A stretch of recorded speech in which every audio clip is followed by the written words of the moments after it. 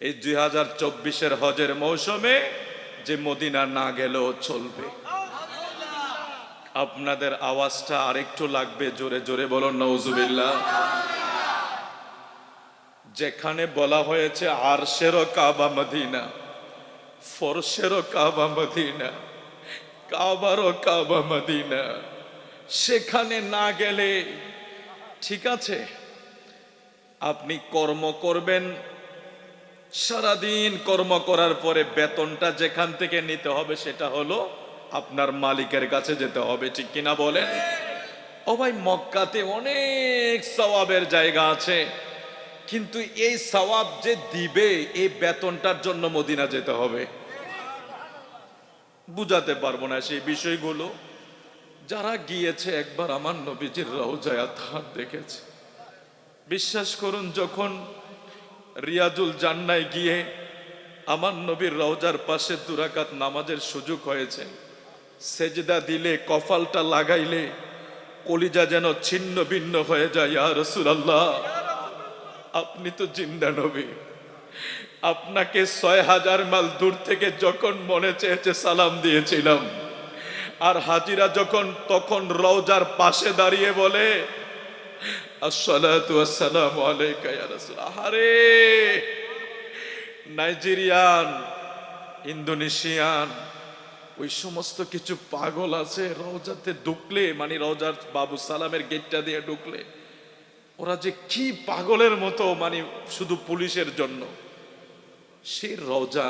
এই জন্য শায়ের বলে হাজি ও শাহেন শাকা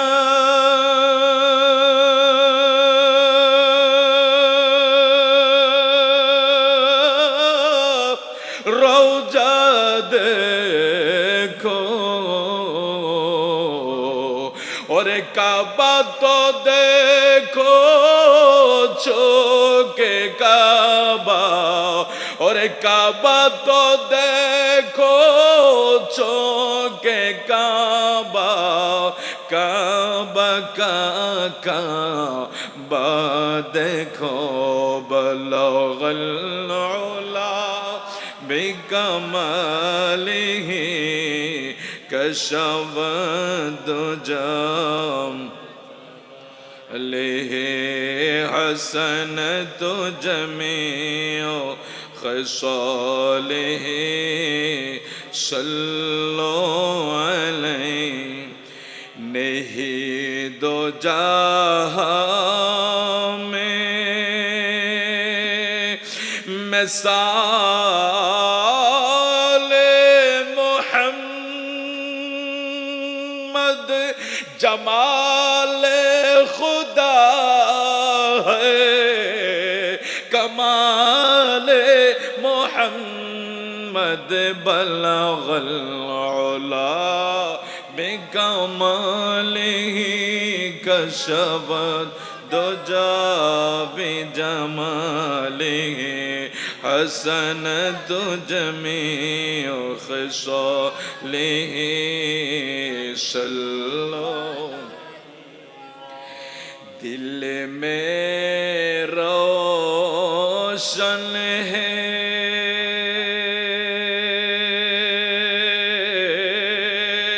शम्ए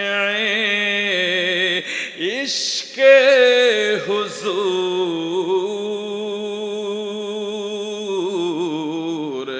काश जोश गोश हवाना करे बलगल उला बिकमा बिजमालिही हसनत जमीउ खसालिही सल्लु। अपने मौला की है बस शान अजीम, अपने मौला की है बस शान अजीम, जानवर भी करे जिनकी ताज़ीम अल्लाह अल्लाह अल्लाह अल्लाह अल्लाह अल्लाह अल्लाह अल्लाह अल्लाह अल्लाह अल्लाह अल्लाह अल्लाह अल्लाह अल्लाह अल्लाह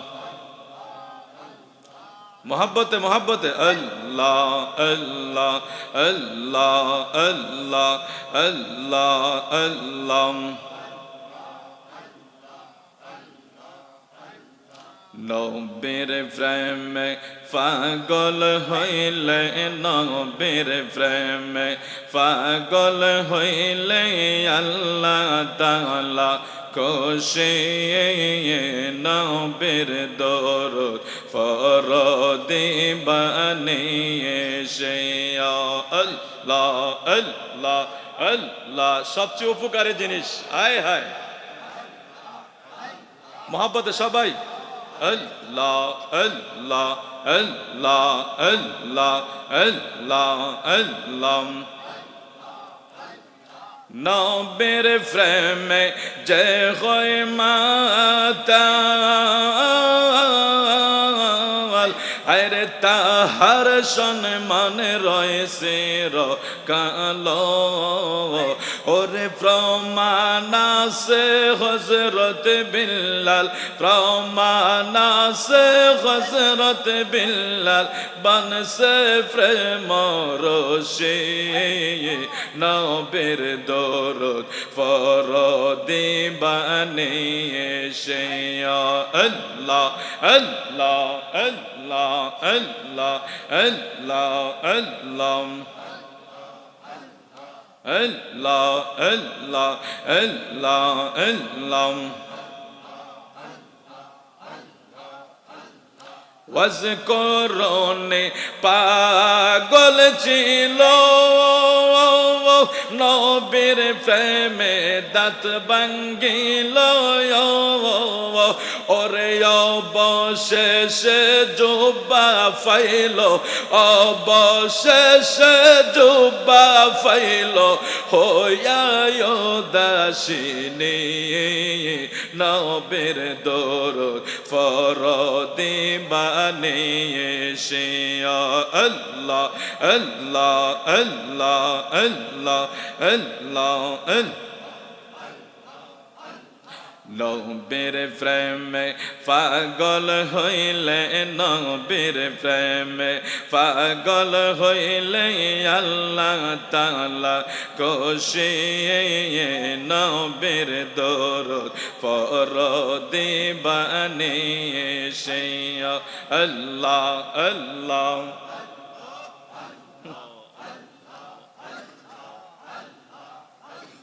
Allah Allah Allah Allah গোলামদেরকে দিদার দিবেন দয়াল নবীজি পাগলেরকে দিদার দিবেন আল্লাহ আল্লাহ আল্লাহ আল্লাহ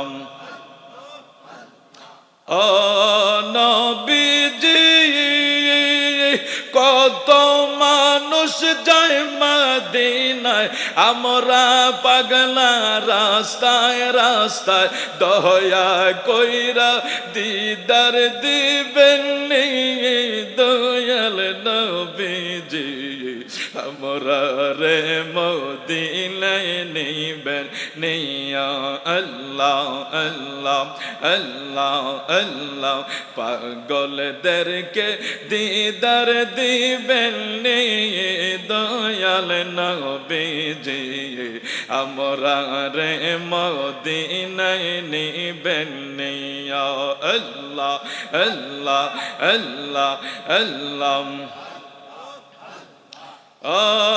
নবীজি কত মানুষ মানুষ যায় মদিনায়, আমরা গোরে রাস্তায় রাস্তায় দয়া কইরা দিদার দিবেন নি দয়াল নবীজি, আমরা রে মদিনায় নিবেন নি।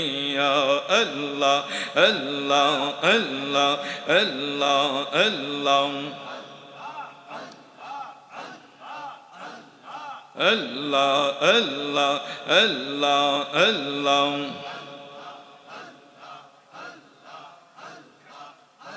লা ইলাহা ইল্লাল্লাহ মুহাম্মাদুর রাসূলুল্লাহ সাল্লাল্লাহু আলাইহি ওয়াসাল্লাম। ও আল্লাহ, রাইতইলে ডরাই, রাত ফোহাইলে ঢর বয়স খোলে বইলা যায়। আল্লাহ, রাইতইলে ঢরাই, রাত ফোহাইলে ডর বয়স কলে বইলা যায়।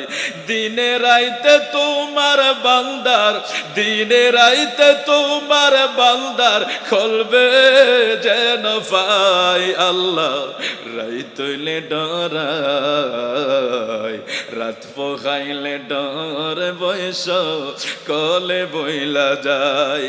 আমি সৃষ্টি তুমি স্রষ্টা, আমার কি বাসাদ্য, যখন তখন ওইরা যাইতে জীবের জীবন বাধ্য।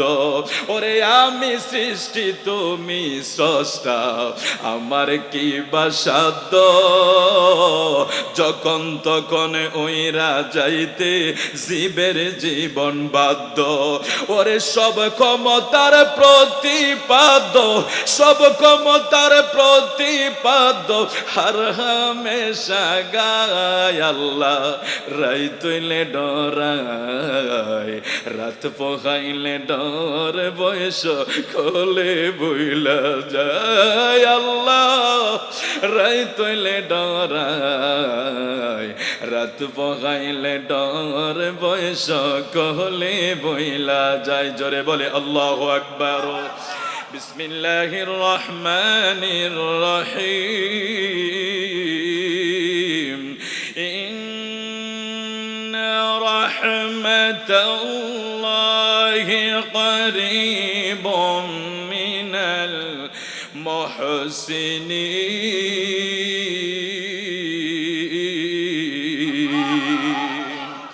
রাত্র গভীর হয়ে গেছে রে বাবা, অল্প সময় আর একটু কষ্ট করে বসে যান। আল্লাহ পবিত্র কালামে ঘোষণা করে দেয়, নিশ্চয়ই যারা সৎ কর্মশীল বান্দা, নিশ্চয়ই যারা নেক আমল করনেওয়ালা বান্দা, যারা আমার বন্ধু মদিনাওয়ালার পাগল, যারা রাতের গভীরে ওঠে আল্লাহকে সেজদা দেয়, যারা রাতের গভীরে ওঠে তাহাজ্জুদের মসলায় দাঁড়িয়ে যায়, যেই টাইমে সকল দরজাগুলি বন্ধ হয়ে যায়, মেল কারখানাগুলি বন্ধ হয়ে যায়, রাজা বাদশারা যেই সময় ঘুমায়া যায়, ওই সময় আমার আপনার প্রভুর রহমতের সমস্ত দরজা বান্দার জন্য ওপেন হয়। জোরে কোন আরেকটু জোরে বলা যাবে? সুবহানাল্লাহর ফজিলত বহু শুনেছেন জীবনে। মক্কা মদিনা যাওয়ার অনেক শখ, কিন্তু হুজুর টাকা নাই। হজ করার অনেক শখ, কিন্তু টাকা নাই, কি দিয়া যাব? আমার নবী জানে আমার কিছু গুনাহগার উম্মতেরা আমার কাছে আসার জন্য কাঁদবে, হজের জন্য কাঁদবে, কিন্তু তাদের জীবনে ভাগ্যে জুটবে না শুধু অর্থের জন্য। আমি নবী ঘোষণা করে দিলাম, আমার কোন উম্মত যদি সকালে 100 বার সুবহানাল্লাহ পড়ে, সন্ধ্যায় যদি 100 বার সুবহানাল্লাহ পড়ে, ওই ব্যক্তির আমল নামায় হজের সওয়াব লেখা হয়ে যাবে। শুধু তাই নয় রে বন্ধু, যারা একবার হজ করছে, হজের কাজ কত কষ্ট, না গেলে বুঝবে না রে বন্ধু। হজের কাজ কত পরিশ্রম, না গেলে বোঝা যাবে না।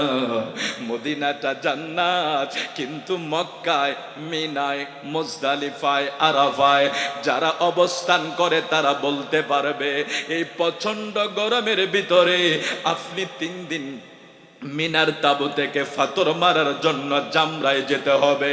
ফাতর মারতে যায় কত মানুষ মারা যায়, আপনারা টিভি চ্যানেলে দেখেছেন, আমরা নিজের চোখে দেখেছি। প্রচন্ড গরমের তাপ মানুষ সইতে পারে না।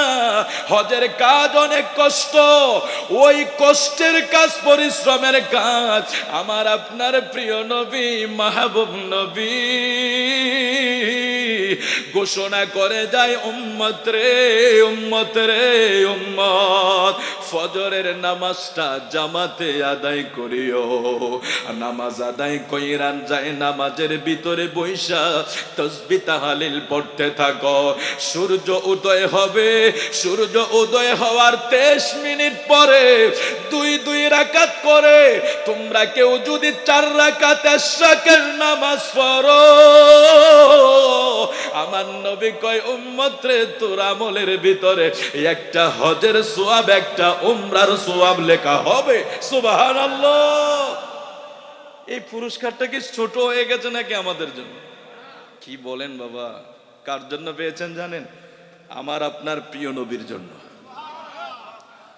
আমার আপনার প্রিয় নবীর জন্য। স্পেশাল রহমতের নবী, যার কোনো তুলনা নাই, তিনার উম্মতেরও কোনো তুলনা নাই। আমার নবী, আমার নবীর উম্মত গুলিকে মনে হয় যেন আল্লাহ স্পেশাল ভাবে এই নবীর উম্মত বানানোর জন্য, যেভাবে আমরা সকল নবীদের যুগে তো রূহ পাঠিয়েছে, উম্মত পাঠিয়েছে, আমাদেরকে আল্লাহ পাঠিয়েলেন শেষ জামানার নবীর উম্মত বানিয়ে। এটা আল্লাহ পাকের কত মেহেরবানি, শুকরিয়া আদায় করে বলুন আলহামদুলিল্লাহ।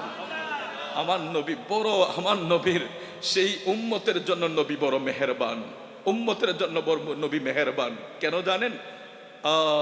সূরা নাসরের আপনারা সবাই পারেন, ইযা জা নাসরুল্লাহি ওয়াল ফাতহু ওয়া রাআইতান নাসা ইয়াদখুলুনা ফি দীনিল্লাহি আফওয়াজা। এই ছোট্ট একটা কথা আমি বলছি, তারপর আলোচনায় ঢুকছি, ঠিক অল্প সময় শেষ করে দেব। ফাসাব্বিহ বিহামদি রাব্বিকা ওয়াস্তাগফির ইন্নাহু কানা তাওয়াবা। আল্লাহ বলছেন, হাবিব আপনি ইস্তেগফার পড়েন এবং তাওবা পড়েন। এই ধানচড়া দিঘির পার এলাকার জ্ঞানী গুণী সুশীল সমাজ, আমরা জানি আমাদের নবীর কোন নবীর কোনো গুনাহ, বলুন নবীদের কোনো গুনাহ, নবীরা মাসুম। এটা ঈমান, এটা আকীদা। যেই দল হোক, এবার রাজনীতি হোক, রাজনীতির বাইরে হোক, ইসলামী দল হোক আর ইসলামের বাহিরে হোক, কোন নবী রাসূলদেরকে গুনাহগার বলে যদি কেউ সন্দেহ করে, সে বেঈমান হয়ে যাবে। খবরদার, এটা কিন্তু এক সেনসিটিভ বিষয়, যা আমাদেরকে তাফসীর লেখে আঘাত করেছে। আপনি কি কোরআন শরীফ হাতে নিয়ে বলবেন যে এটা ভুল লিখেছে কেউ? আপনি তো বলবেন কোরআন তো কোরআন, তাফসীর তো তাফসীর, তো এটা ভুল হবে কেন? হ্যাঁ, তাফসীরের কিতাবে লিখেছে যে এই আয়াতের ব্যাখ্যা হইল নবী গুনাহ করছে। এখানে একজন হাত উঠান, কেউ আছেন যে আমাদের নবী না, কোন নবীকে গুনাহগার বলা যাবে? এখন তাইলে এখানে একটা জ্ঞানী গুণী নয়, সবার একটা প্রশ্ন আছে, তাইলে হুজুর আল্লাহ কেন বললেন ওয়াস্তাগফির? আল্লাহ কেন বলেন ইন্নাহু কানা তাওয়াবা? গুনাহ না করলে ইস্তেগফারের প্রয়োজন হয় না, তাওবার প্রয়োজন হয় না। কি এক কঠিন আজীব বিষয়, আল্লাহ কেন নবীকে ইস্তেগফার এবং তাওবার জন্য বললেন? আল্লাহু আকবার, আল্লাহু আকবার কাবীরা। এই মুসা নবীর উম্মতেরা পাপ করার সাথে সাথে শাস্তি পাইতো, নূহ নবীর উম্মতেরা পাপ করার সাথে সাথে শাস্তি পাইতো, ঈসা নবীর উম্মতেরা পাপ করার সাথে সাথে শাস্তি পাইতো। কেউ বানর হইয়া যাইতো, কাউকে মাটি চাপা দিয়া মারতো। আখিরি জামানার নবীর উম্মতরে মারছে। ও আমরা কি জানা করি না? ওমা জানা নাই? সুদ, ঘুষ, জানা, ব্যভিচার, মিথ্যা বলা, গীবত করা, নামাজ ছেড়ে দেওয়া, পাপাচারের স্বর্গ রাজ্যে এই উম্মত বসবাস করতেছে, ঠিক কিনা বলেন? মা ছেলে নাই, ভাই বোন নাই, পাপাচারের স্বর্গ রাজ্যে বসবাস করতেছে। এই কোনোদিন আসমান দিয়ে আপনারে পাথর মারছে বা বানর বানাইছে, গুল বানাইছে? কেন কেন? আপনি আমি বেঁচে যাচ্ছি। আল্লাহ বলে, হাবিব আপনি বেশি বেশি ইস্তেগফার পড়েন, ওই ফাসাব্বিহ বিহামদি রাব্বিকা ওয়াস্তাগফির, আপনি ইস্তেগফার পড়েন, ইন্নাহু কানা তাওয়াবা, বেশি বেশি তওবা পড়েন, এটা আপনার উম্মতের নাজাতের হবে। অর্থাৎ উম্মতের নাজাতের জন্য নবীর ইস্তেগফার। আপনি এটা নবীর উপরে চাপিয়ে দিয়ে বলেন না যে নবী গুনাহ করেছে। এটা কত সেনসিটিভ কথা আপনি জানেন? সাধারণ মানুষকে আমি যদি বলে দেই, আমি তো হুজুর, আমি তো তফসির দেখে বলবো আপনাকে, আরে কথা তো ঠিক আছে, মনে হয় হুজুর গুনাহ করেছে আমাদের নবী। এই জন্যই তো আল্লাহ বলেছে, যুক্তিতে যুক্তি যখন চলে আসে, আপনি যখন বিশ্বাস করে ফেলবেন, বাবা ঈমান চলে যাবে। আমাদের মৌলানা সাহেব এখানে আছেন, আজকে অনেকে আলোচনা আছে, সময় নেই, এই জন্য আজকের উপস্থাপনার দিকে আমরা যাচ্ছি না। অনেক মেহমান বিন্দুরা আছেন, সভাপতি মহোদয় হাজী মোহাম্মদ আলী আক্কাস সাহেব, প্রধান অতিথি বীর মুক্তিযোদ্ধা মোহাম্মদ আবুল কাসেম মাস্টার সাহেব, প্রধান আলোচক হিসাবে যিনি এসেছিলেন আন্তর্জাতিক খ্যাতি সম্পন্ন মৌলানা মোহাম্মদ শাহজালাল সিরাজি সাহেব তাকরির করেছেন অনেক সুন্দর করে। বিশিষ্ট আলেমে দ্বীন আলহাজ হযরত মাওলানা সৈয়দ আব্দুল কাহের, এবং আরো সুন্দর যিনি তাকরির করেছেন ফিরে কামেল শাহজাদা মুফতি সৈয়দ আবু বকর সিদ্দিক নোমানী আল হাসানি। মাহফিল পরিচালনা করছেন আমাদের অত্যন্ত শ্রদ্ধাভাজন প্রিয়জন, ভদ্র এবং নমনীয়, যাকে আমি খুব ভালোভাবে চিনি, অত্যন্ত বিনয়ী ব্যবহার যার কাছে পাওয়া যায়, আমার অত্যন্ত প্রিয়জন হাফেজ কারি শেখ শাহজাহান সরওয়ার সাহেব সহ আহমদুল্লাহি করিবুম মিনাল মুহসিনিন। নিশ্চয়ই যারা আল্লাহ পাকের মুহসিনিন বান্দা, তাদের কাছে আল্লাহর রহমত পাওয়া যায়, আল্লাহর দয়া পাওয়া যায়, আল্লাহর অনুগ্রহ পাওয়া যায়। আল্লাহ আরো ঘোষণা করে দিলেন, ফামান কানা ইয়ারজু লিকা রাব্বিহি ফালিয়ামাল আমালা। যেই ব্যক্তি আল্লাহর সাক্ষাতের প্রত্যাশা রাখে, সে যেন নেক আমল করে, তার রবের ইবাদতে কাউকে যাতে শরীক না করে। পরবর্তী আরেকটা আয়াত আল্লাহ ঘোষণা করে দিলেন, ওয়া রাহমাত ওয়াসিআত কুল্লা শাই। আমার রহমত সমস্ত কিছুকে পরিবেষ্টন করে রেখেছে। জোরে কোন সুবহানাল্লাহ। আল্লাহ এই আয়াতে কারিমা যখন নাজিল করলেন, ওয়া রাহমাতি ওয়াসিআত কুল্লা শাই, আল্লাহ পাকের রহমত সমস্ত সৃষ্টিকে বেষ্টন করে রেখে দিয়েছে, সমস্ত সৃষ্টিকে আল্লাহ পাকের রহমত ঘিরে রেখেছে। এই একটা সুযোগ যখন আসলো, عن ابن عباس رضي الله عنهما أنه قال لما نزلت الآية ورحمتي وسعت كل شيء। এই আয়াতে কারিমা নাজিল যখন হলো, আল্লাহ পাকের রহমত সমস্ত সৃষ্টিকে বেষ্টনে দিয়া রাখছে। শয়তান বলে, এবার সুযোগ পাইছি, আমি তো আল্লাহ যদি একথা বলে ওয়া রহমা, আল্লাহর রহমতটা সমস্ত সৃষ্টিকে ঘিরে রেখেছে, তাইলে আমি শয়তান হইছি তো কি হইছে, আমিও তো আল্লাহর রহমতের ভিতরে আছি। নাউজুবিল্লাহ বলেন।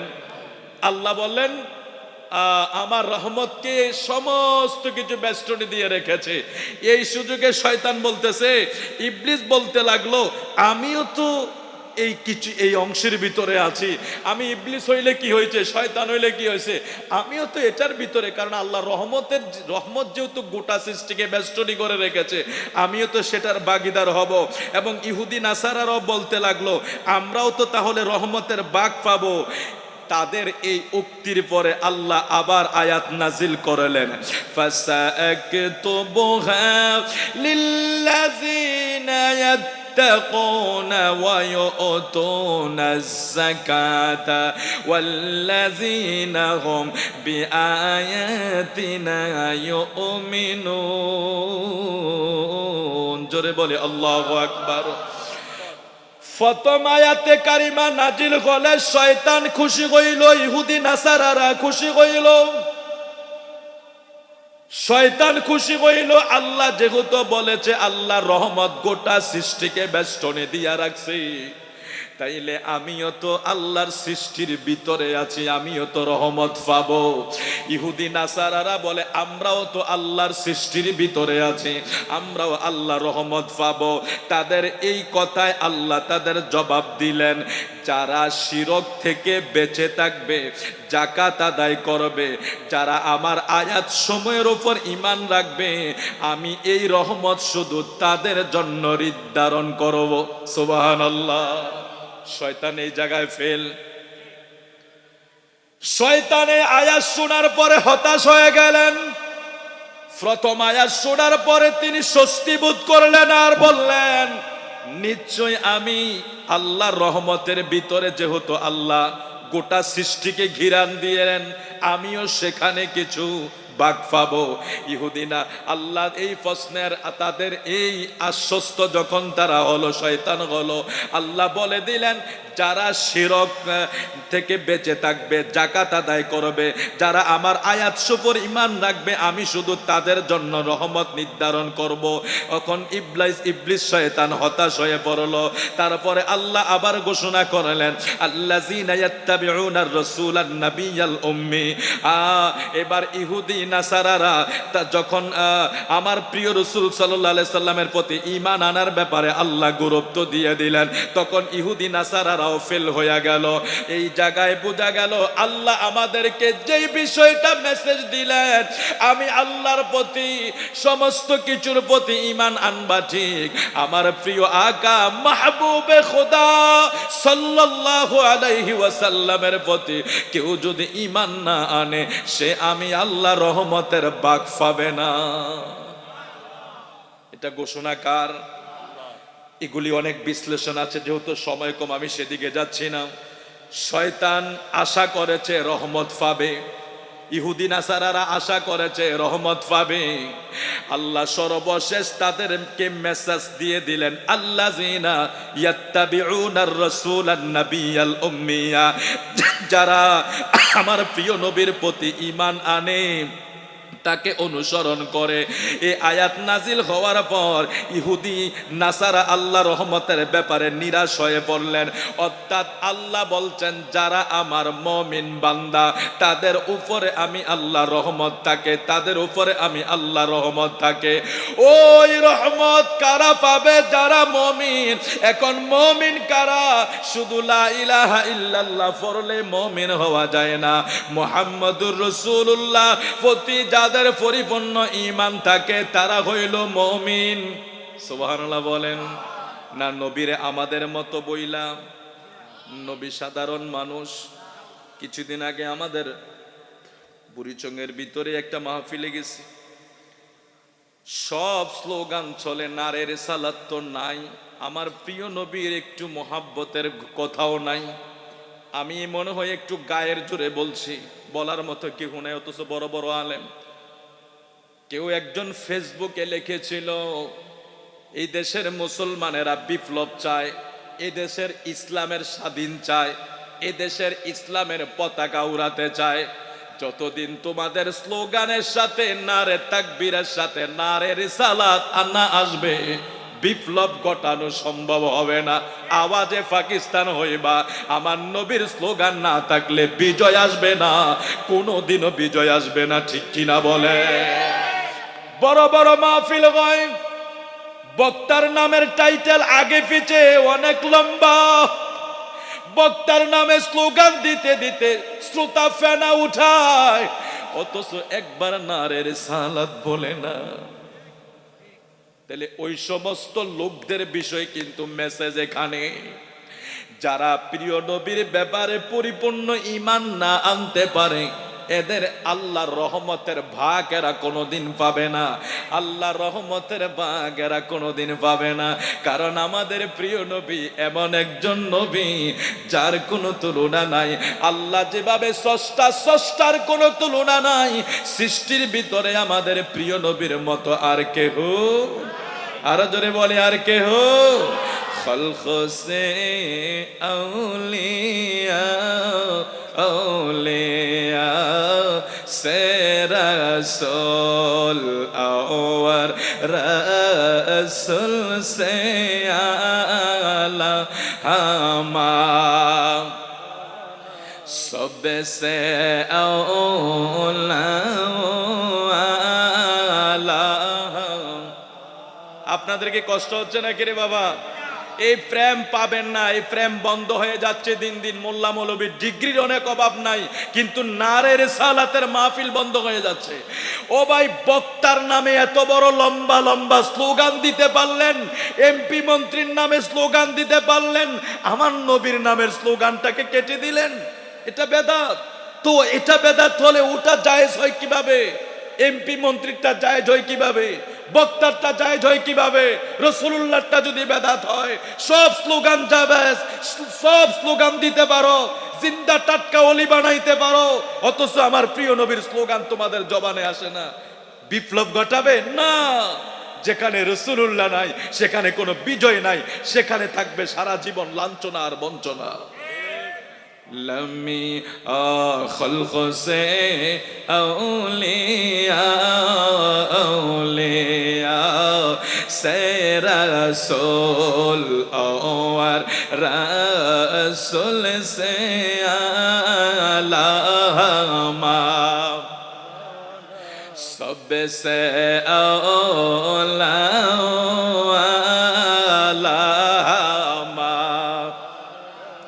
सबसे वाला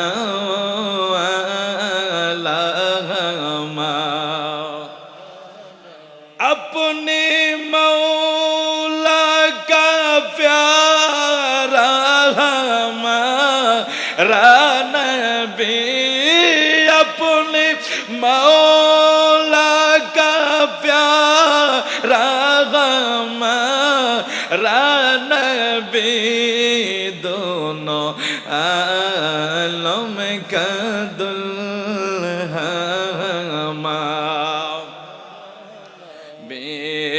सबसे औला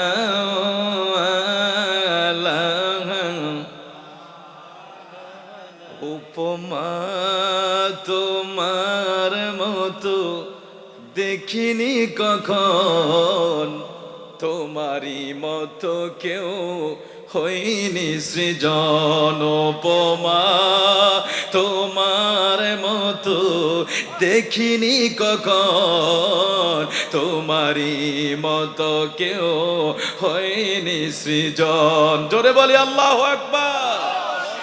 ও ধানচোরা দিঘির পাড়ের নবীর পাগলেরা, ওয়াজ লম্বা টাইম করতে পারবো, একটা মেসেজ দিয়া যাই। যেই জায়গায় নারের রিসালাতকে স্কিপ করা হয় সেদিকে যাবেন না।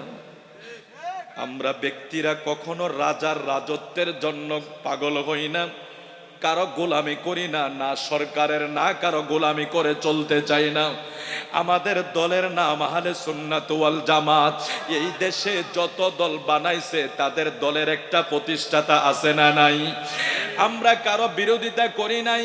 হেফাজত বলেন, জামাত বলেন, তাবলিগ বলেন, লামাজাফি বলেন, আহলে হাদিস বলেন, তাদের প্রত্যেকের একজন না একজন দলের প্রতিষ্ঠাতা আছে না নাই? কেউ হলেন ইবনে তাইমিয়া, কেউ হলেন নাসিরউদ্দিন আলবানী, কেউ হলেন আব্দুল ওহাব নজদি। এই সমস্ত দলের প্রতিষ্ঠাতার বিভিন্ন নাম আছে, তারা প্রতিষ্ঠা করেছে। রে ধানচোরা দিঘির পাড়ের নবীর পাগলেরা, আমরা কোন ব্যক্তির প্রতিষ্ঠিত দল করি না। আমরা যেই দল করি সেটা আজ থেকে ১৫০০ বছর আগে আকা মাহবুবে খোদা প্রিয় রাসূল সাল্লাল্লাহু আলাইহি ওয়াসাল্লামের জবান মোবারকের বাণী, মা আনা আলাইহি ওয়া আসহাবিহি। এই হাদিসের রাবি হইল 15 জন। মেশকাতের সরা মেরকাত যিনি লিখলেন মোল্লা আলী কারি রহমাতুল্লাহ আলাইহি বললেন, আমার নবী যেই হাদিসের কথা, যেই দলের কথা ঘোষণা করা যায়, এই দল হইল মা আনা আলাইহি ওয়া আসহাবিহি, আয় আহলে সুন্নাত ওয়াল জামাত।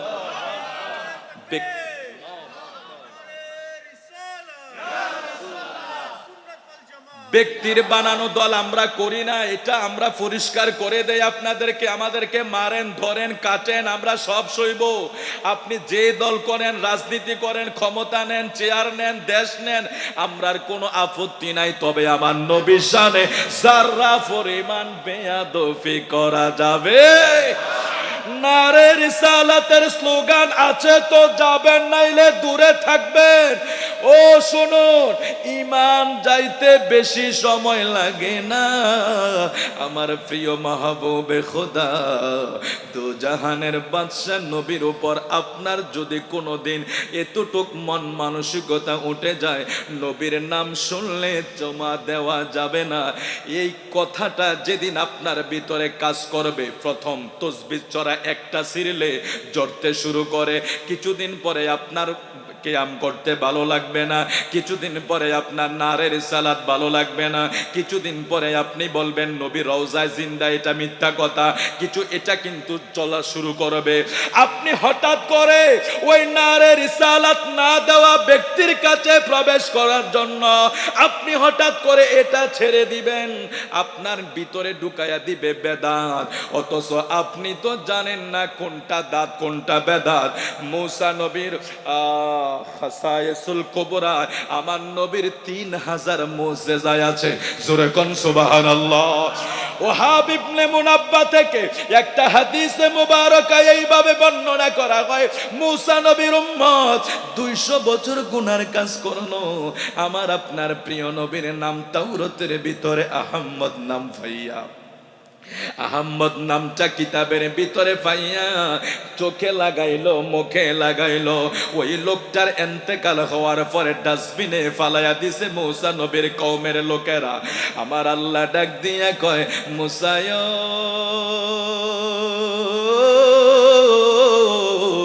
200 বছর পাপ করা ব্যক্তিটারে জানাজা দিয়া দাফনের ব্যবস্থা করো।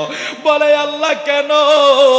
200 বছর একটানা গুনাহ করা ব্যক্তিটারে জানাজা পড়লে সমাজের মানুষ কি বলবে? তারে তো এত সম্মান দেওয়া যায় না। আল্লাহ কয়, মুসায়ো ওই তোমার 200 বছর পাপাচারের উম্মত এমন এক কাজ করেছে, আমি তারে ক্ষমা না কইরা পারি না। আল্লাহ কি করছে?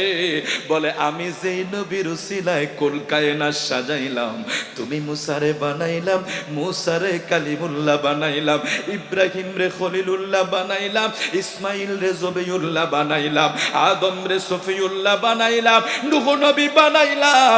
গোটা কায়নাত যেই নবীর উসিলায় সাজাইলাম, ওই নবীর আহমদ নাম তাওরাত কিতাবে পাইয়া 200 বছর গুনাহ করা ব্যক্তিটায় যখন সুমা খাইছে, আমি আল্লাহ তার জীবনের গুনাহ মাফ কইরা জান্নাতি বানাইয়া দিছি। ওরা কই পাবে এই দলিল? ওরা তো আমার নবীর বিপক্ষে মাদ্রাসায় পড়তে থেকে শুরু করেছে, তো ওরা এগুলি কই পাবে? ওরা তো চায়। আল্লাহ আপনাদেরকে সেই জিনিসগুলো এভাবে খণ্ড খণ্ড আমরা বলতে পারবো না, এতটুকুই বলছি, যেখানে নারের সালাত নাই, যেখানে আমার প্রিয় নবীর শান ও আজমত নাই, সেখান থেকে দূরে থাকবেন, সেখান থেকে দূরে থাকবেন। আর তারপরও যদি যান বাবুরে, আমি ব্যক্তিগতভাবে আমি এখনো এটা আমি হলক, আপনারা কেউ রাগও করবেন না, আমি এই যে ভোট কিভাবে দেয় আমি সেটা বলতে পারবো না, কারণ আমি কখনো সেই কেন্দ্র সেগুলির দিকে আমি কখনো যাই না। এই জন্য, কারণ আমি ব্যক্তিগতভাবে কোনো রাজনীতি, আমাদের সুন্নি জামাতের অনেক ফ্রন্ট আছে, আমি সেখানেও কখনো যাই না। এই বিষয়গুলো আমি সবগুলাকে দুনিয়াবি মনে করি। একটা জিনিস আমি সবচেয়ে বেশি প্রাধান্য দেই, যেই দলের হও আমার আকা মাহবুবে খোদার শানে যারা গুস্তাকি করবে, এদের ছায়াও আমরা দেখতে চাই না, এদের পাশেও আমরা হাঁটতে চাই না। কারণ দুশ্মনের রাসূলের ব্যাপারে আল্লাহ সব সইতে পারে, রাসূলুল্লাহর কষ্ট দেওয়া সইতে পারে না। ইন্নাল্লাযীনা ইউযুনাল্লাহ ওয়া রাসূলাহু লানাহুমুল্লাহু ফিদ দুনিয়া ওয়াল আখিরাহ। আল্লাহ বলে দিয়েছেন, যারা আমি আল্লাহকে আমার রাসূলকে কষ্ট দেয় তাদের উপর লানত, দুনিয়াও লানত, আখিরাতেও লানত। তাফসিরে জালালাইন, তাফসিরে সাউই, দুইটা তাফসিরে এই আয়াতের ব্যাখ্যায় একটা সমাধান দিয়েছে। এই পৃথিবীর মানুষ শোনো, কেউ যদি আকা মাহবুবে খোদাকে, রাসূলে আরাবিকে যারা পরিমাণ কষ্ট দেয়, গুস্তাকি করে, সে বেঈমান বেঈমান বেঈমান। ও যার ঈমান চলে যায়, সে কোনোদিন ইমাম হতে পারে ইয়া আইয়ুহাল্লাযিনা আমানু লা তারফাউ আসওয়াতাকুম ফাওকা সাওতিন নবিয়্যি, রওজায়ে আতহারে লেখা আছে হাজিরা রে আপনাদেরকে এগুলি দেখাবে না। রওজা শরীফে লেখা আছে হে ঈমানদারেরা রাসূলুল্লাহর কাছে আসলে উঁচু সুরে কথা বলিও না, যদি বলো ওয়া আনতুম লা আনতাহবাতু আমালুকুম, আমল ধ্বংস হয়ে যাবে, ওয়া আনতুম লা তাশউরুন, তোমার কোনো খবর থাকবে না। অর্থাৎ পাগড়ি ঠিক থাকবে, জুব্বা ঠিক থাকবে, আসকান ঠিক থাকবে, ফিসাবগিরি ঠিক থাকবে, মুফতিগিরি ঠিক থাকবে, মুহাদ্দিসগিরি ঠিক থাকবে। রাসূলের সাথে কুস্তাকি করার কারণে ভিতর ধ্বংস করে দেব। যেভাবে ডায়াবেটিস হলে মানুষের ভিতর সব জোগা করে ফেলে, মানুষ বলতে পারে না, ঠিক এইভাবে রাসূলের শানে কুস্তাকি করলে ভিতরে সব শেষ হয়ে যাবে, তার খবর থাকবে না। এটা হলো সবচেয়ে বড় অভিশপ্ত জীবন। ওয়া আনতুম লা তাশউরুন, আপনারা হুজুরকে জিজ্ঞেস করে দেখেন পরের দিন যে ওয়া আনতুম লা তাশউরুন আল্লাহ কেন বললেন। এটা বড় এক সেনসিটিভ বিষয় এই জায়গায়। এই জন্য আপনাদেরকে বিনয়ের সাথে বলি, আমাদের কোনো রাজনীতি ফাজনীতি নাই রে বাবা, গতি টতি নাই। যদি এসব চিন্তা করতাম তাহলে বহুত আগে গাড়ি ঘোড়া নিয়ে চলাফেরা করতে পারতাম না, সেদিকে আমাদের কোনো নজর নাই। আল্লাহ আমাদেরকে আল্লাহর হাবিবের শান ও আজমত যদি আমরা একটু বলতে পারি, সেটা আমাদের কাছে বড় ভালো লাগে। আল্লাহ কবুল করো, জোরে বলে আমিন। রাত্র অনেক হয়ে গিয়েছে, আমরা সে সামনের দিকে যাই না। 2-1 মিনিট আপনাদেরকে একটা মেসেজ দিই আমি আপনাদেরকে, সেটা হলো এই যে আল্লাহ পাকের রহমত, রহমতের আসার দরকার আছে না নাই? আল্লাহ রহমত ছাড়া কেউ পার পেতে পারবে? কেউ পার পেতে পারবে? আমার প্রিয় আকা মাহবুবে খোদা সাল্লাল্লাহু আলাইহি ওয়াসাল্লাম আল্লাহ পাকের অসীম দয়ার ব্যাপারে একটা বর্ণনা করে দেয়। নবীজি ফরমান, রে উম্মত শোনো, জিবরিল আমিন আমাকে একটা ঘটনা শোনাইলেন। জিবরিল বললেন, ইয়া রাসূলুল্লাহ, নবী গো, আমি আপনার কাছে যখন আসি একটা লোক সেজদা অবস্থায় দেখি, আবার যখন আমি উঠি এক লাখ সেজদা অবস্থায় দেখি। ইয়া রাসূলুল্লাহ, এই লোকটা আল্লাহর কাছে ফরিয়াদ করেছিল তাকে যাতে আল্লাহ সেজদা অবস্থায় মৃত্যু দেয়। অতঃপর আল্লাহ তারে কবুল করলেন। ওই লোকটা দীর্ঘ 500 বছর ইবাদত করছে। নবী গো, কোন জায়গায় ইবাদত করছে? তার চতুর্পাশে সাগর আর সাগর, পানি আর পানি, মাঝখানে একটা চর, মাঝখানে একটা জায়গায় তাকে আল্লাহ রেখে সেখানে আনার ফলের গাছের ব্যবস্থা করলেন। ওই সাগরের নোলা পানিকে মিঠা বানাইয়া ওই জায়গায় তার পানি খাওয়ার ব্যবস্থা করলেন। দীর্ঘ 500 বছর লোকটা ইবাদত করছে। হাসরের ময়দান যেদিন কায়েম হবে, বিচার দিবসে, ওই লোক আল্লাহর জান্নাতে যাওয়ার জন্য যখন রেডি হবে, তখন সে আল্লাহকে বলবে, আল্লাহ, আমি যেই 500 বছর ইবাদত করলাম, এই 500 বছর বন্দিগির বিনিময়ে আমাকে জান্নাত দিয়ে দাও। আমার আল্লাহ কয়, বান্দারে, তুই 500 বছর ইবাদতের বিনিময়ে জান্নাতে যাইতিস। ফেরেশতাদেরকে ডাক দিয়া আল্লাহ বলবে, ও ফেরেশতারা, সে ইবাদতের বিনিময়ে জান্নাতে যাইতে চায়, তোমরা তার কাছে যায়া দুনিয়ার 500 বছরের জিন্দেগির নিয়ামতের হিসাবটা নাও। বান্দাকে জিজ্ঞেস করা হলো, আল্লাহ যে তোমারে চোখ দিয়েছে, এই চোখের নিয়ামতের কর্জ, চোখের নিয়ামতের হিসাবও তো তুমি 500 বছরের বন্দিগি দিয়া আল্লাহকে দিতে পারবা না। সুবহানাল্লাহ। ওই বান্দা যখন ইবাদতের অহংকার করলো, এরকম দুনিয়া আমাদের অনেকে আছে যে আমি বেশি বেশি ইবাদত এই করি সেই করি।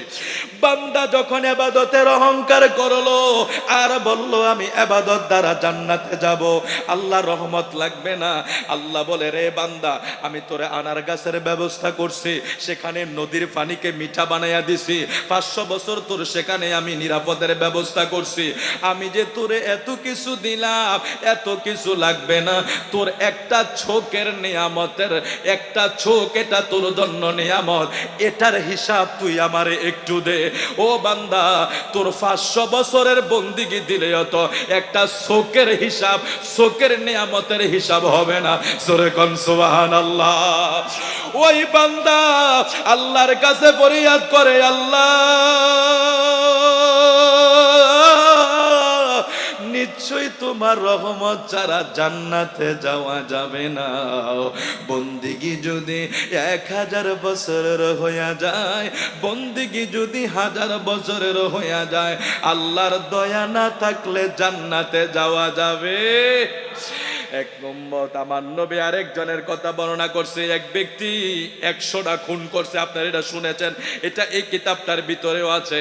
100টা খুন কইরা 99টা খুন করে একটা বুজুর্গের কাছে গেছে। এ আল্লাহর ওলি বা বুজুর্গ ধর্মগুরু, আপনার কাছে আমি একটা জিনিস জানতাম চাই, আমি 99টা খুন করছি, আল্লাহ আমারে মাফ করবে নি?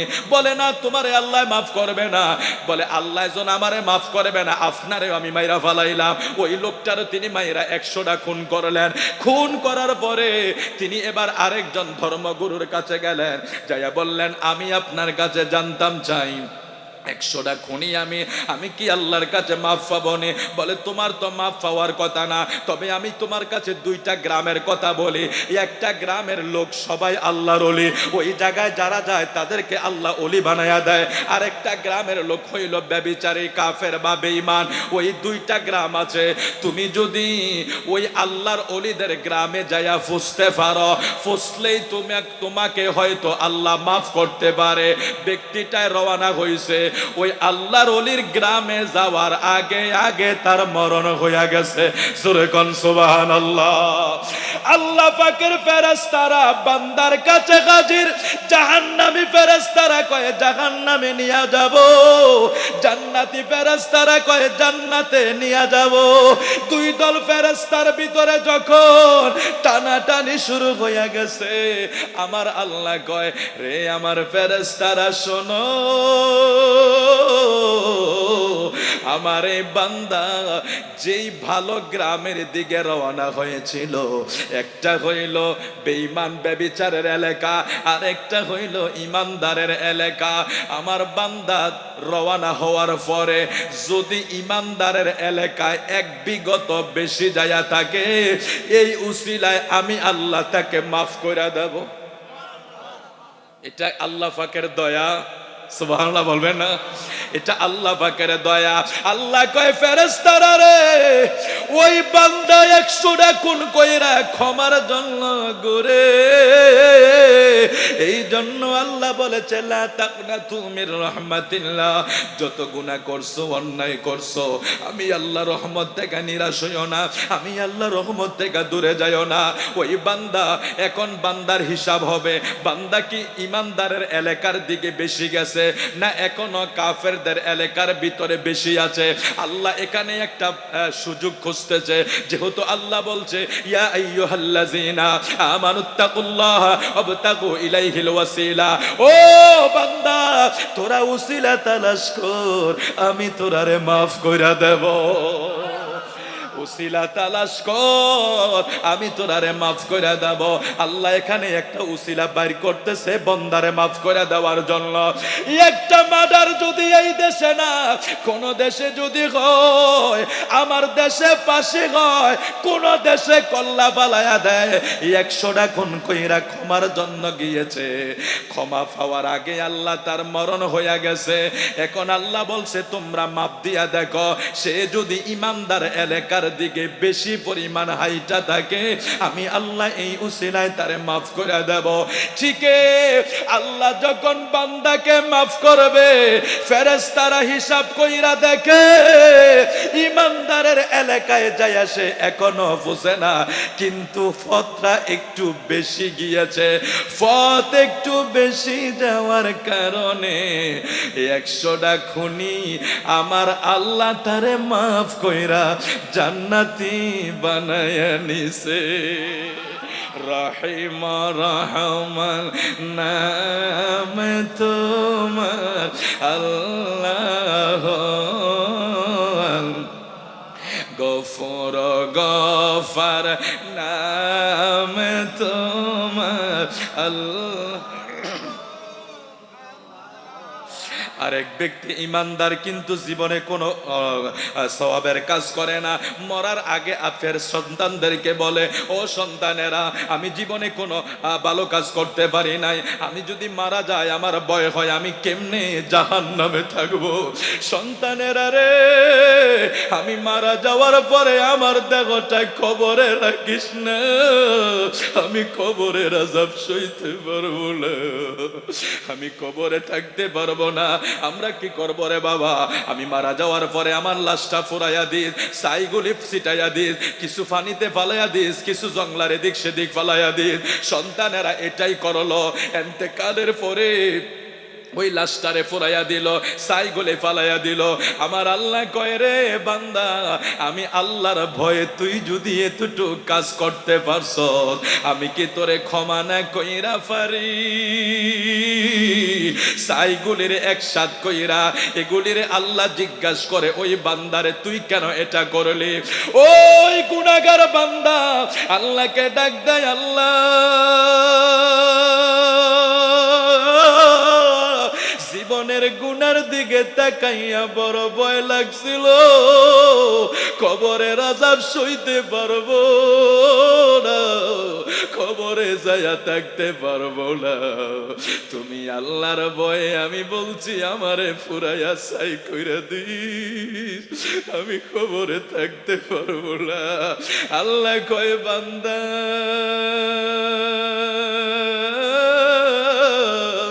তুই যেহেতু আমি আল্লাহরে মরণের আগে হইলেও ভয় পাইছিলি, আমি কি তোরে মাফ না কইরা পারি?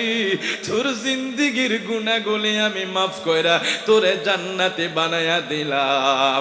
আল্লাহ এই জন্য বলে, ইয়া আইয়ুহাল্লাযীনা আমানুত্তাকুল্লাহা ওয়াবতাগু ইলাইহিল ওয়াসিলা, বান্দারে ওসিলা তালাশ কর, আমি তোরারে মাফ কইরা দেব। আজকে এই জায়গায় কে আছেন একটা ওসিলা করবেন? জীবনভর গুনাহ হয়েছে, জীবনভর পাপ হয়েছে, হুজুর আজকে মাহফিলে বসে আমরা একটা উসিলা করব, আল্লাহ যাতে এই উসিলায় আমরারে মাফ কইরা দেয়।